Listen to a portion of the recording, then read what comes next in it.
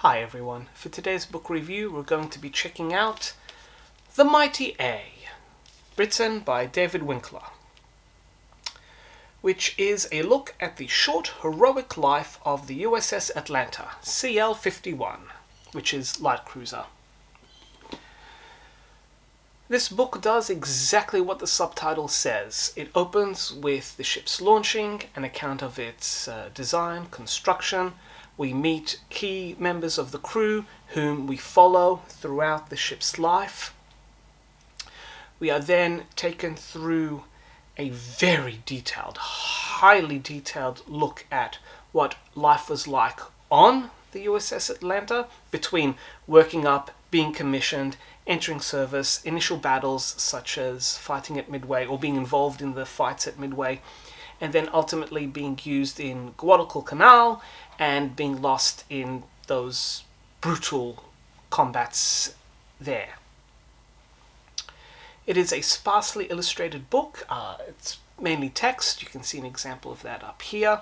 But within that text is the greatest benefit of this book because, as I said before, you get a highly detailed look at what life actually was like for everyone, from the officers to the sailors to the gunners to the engineers, and just how it was to be on board a vessel such as this light cruiser during those first 2 years of the Pacific War.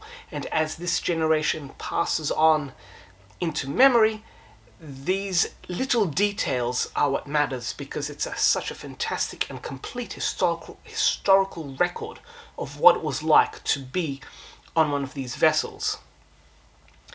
And that minutiae, that amount of detail, then really climaxes towards the end because we get a graphic and no-holds-barred, brutal look at the ship's final battle, and then the crew's valiant attempts at trying to save their ship, and then its ultimate loss. There are some photos sprinkled throughout, examples up here, and there's some interesting tidbits of information. For example, one of the surviving crew members would end up being the technical advisor for the naval movie The Caine Mutiny, which in itself is based on an epic novel. The lady that christened the USS Atlanta was also the author of Gone with the Wind. And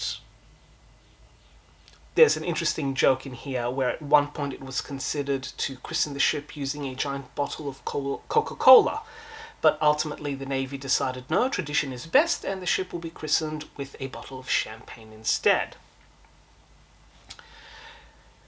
If you love learning or want to learn about the daily activities and understand what life was like for everyone on board a light cruiser during the first 2 years of the Pacific War, then this book is amazing for it. I should also point out it is a companion book to the author's earlier volume called Witness to Neptune's Inferno, which is also an account of the USS Atlanta, but also more in regards to where it fits in with the wider battles in Guadalcanal. Publisher has let this book down because it did not give the manuscript to an editor, or if it did, the editor went through it very quickly because there are words and phrases and just random words sprinkled throughout that just needed the eye and the pen of an editor to strike them and tweak them. Because there's a lot of detail here and it is a fantastic read, but you just need that editor to take it from 99.9 to 100. That's what the editor does, and that's what publishing houses need editors to ensure that the quality is at its very best. Do not let that deter you though, because this book is very well written and it will grip you and hold you from the first page to the last. Especially if you are like me and you love learning about the details, you love learning about what it's like to be on board. It is quite immersive and encompassing.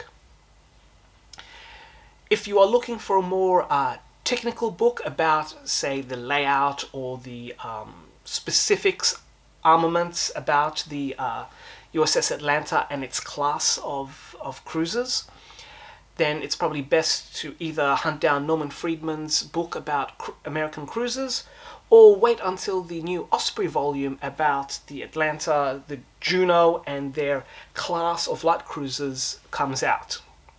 Because this book does not have any line diagrams or any weaponry layouts or anything like that. It's just a couple of photos, one basic map, and that's about it. The focus of this book is in the text. Whether there are more photos and maps in the companion volume, I don't know. I haven't read the other one. I can't comment. But flagging it out there for those of you who are interested in this. Get this book if you are interested in learning about what it was like to live and die on a light cruiser during the first half of the Pacific theater of the Second World War. And for that, it is a solid 4 captain's hats. So do check out The Mighty A.